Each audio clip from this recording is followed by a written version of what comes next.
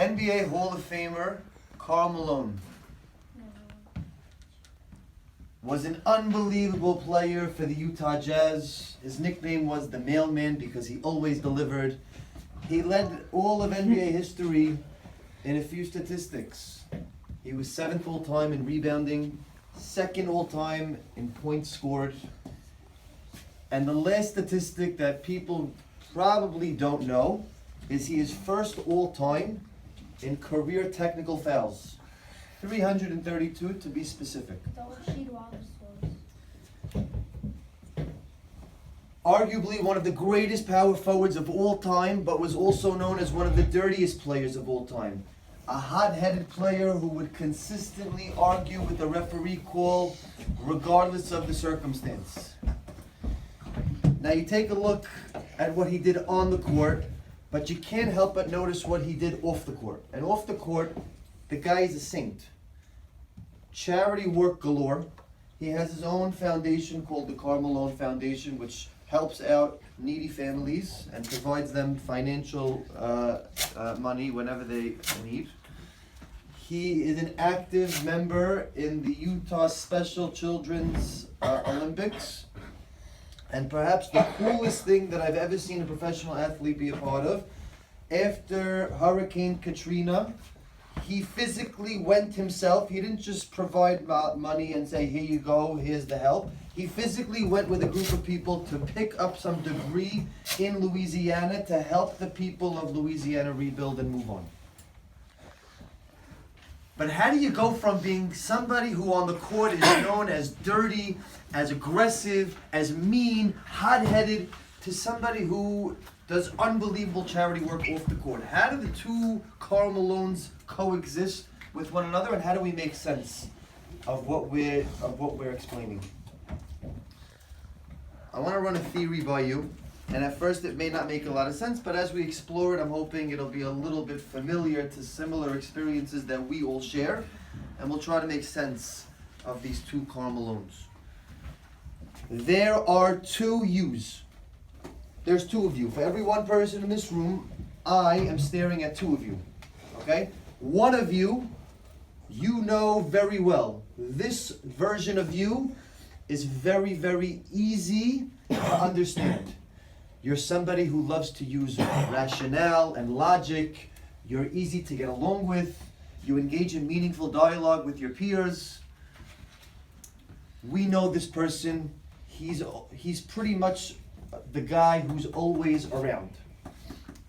The second version of us is somebody who we sometimes don't even know exists, which is scary.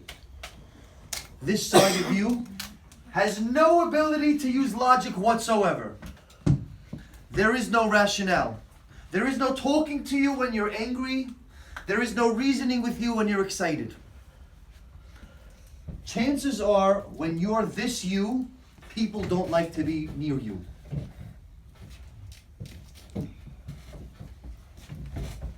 How do we navigate this very difficult situation? First of all, I don't even know when I'm this version of me. And second of all, I have no ability to use logic. I have no ability to use my rationale. How on earth am I supposed to fight this and figure out how to be the better version of me in troubling times? In one of my football leagues, out of a draft budget of $140, I was purchased for $89. That season, I led the entire league in every receiving category, receptions, yards, and touchdowns, and I helped lead my team to a championship victory. The following season, I was wondering, how much could I go for this time, right? If I was the most money last year, and I did all of what I did on the field, and I had all of this success, how much could I go for? $17. The next draft comes along, I'm at $19, once, twice, sold, and I'll speak to you. That was all I went for. And I was puzzled. How could it be that me, I had all of this success, I did all of these amazing things on the field, and I was only able to go for $19? So I went over to my friend Jack, who was a quarterback. I said, Jack, what gives? I'm only worth $19? That's all I'm worth to you? He goes, Aaron, if I could give you all 140 of my draft dollars to acquire you, I would. But you know what? You're not fun to play with. I don't like getting yelled at. You make my teammates worse when you yell at them. As good as you are and as much success that you have on the field, it's just not worth it. And that moment helped me get to this theory of the two U's. Because I reflected back on a certain moment in that season, and it was amazing. How in the same game, with the same people involved, I was able to help motivate people. I was able to be friendly with people. And then all of a sudden, I wasn't. I was mean. I was looking to hurt people. How? I'll explain very simply. How do I know when I transfer from the first version of me to the second version of me? When I'm triggered by an emotion. When I get angry.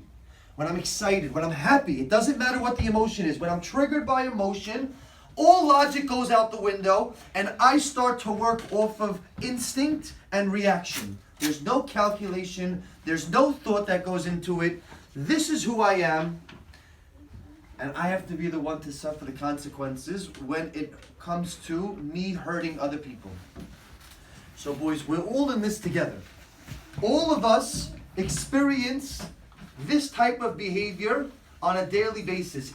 Either I'm somebody on the receiving end of it, right? Somebody else in my classroom is doing this to me, is acting in a way that I just don't get and I feel is not fair or nice. Or I'm the one who is emotionally just off the walls, and I'm the one who's providing a lot of the discomfort into our 8th grade family. So I have 2 suggestions for both circumstances. 1, if you're just a bystander of this, if you're around other people who are emotionally out of whack, okay? Here's what we need to realize. Stop rationalizing with these people. Stop arguing. Because you're going to come up with some great logic, a good theory about why it is that you feel that you are right. Hey, guess what? Doesn't matter, because the person you're arguing with has no ability to use the same logic that you're using. So it's not working. So here's what you need to do. You need to come up with some fair rules before the game starts. When this happens, this is what we do. It doesn't matter the circumstance. If there's an argument, we respect the defense's call. Or maybe if there's an argument, we do the play over. Whatever it is, do something that everybody can agree upon from beforehand. This way, there's no arguments over, oh, I can't give you that call, and I don't understand this, and you can't understand that. And then the second thing that we need to do within that same situation is we need to leave it on the field. A lot of times the struggles happen when we take the arguments on the field and they carry over into our personal lives, into our friendships. We need to recognize something very, very simple. The only reason I'm having an argument with you is not because I don't like you. It's because you're involved in a scenario that I don't agree with, so I'm fighting with the person who's involved in that play. Because we need to realize, would I be arguing with you right now had it not have been for this play? And if the answer is yes, you leave it on the field. You don't let it carry on to you and your relationship with your friend off the field. Because you don't have a problem with your friend off the field. Off the field, you love each other. You're there for each other. You're the greatest of friends. On the field, yeah, we might butt heads with each other. And that's okay. Leave it on the field. And now what if I'm that person who is emotionally off the walls, who can't figure it out, and is losing his mind with all of this inability to use logic? So this is something I personally struggled with for a very long time. I want to share what worked for me, and if this is you, hopefully it could work for you. Go back in time and review some of these scenarios, right? Review what happened, what transpired when you lost your cool, okay?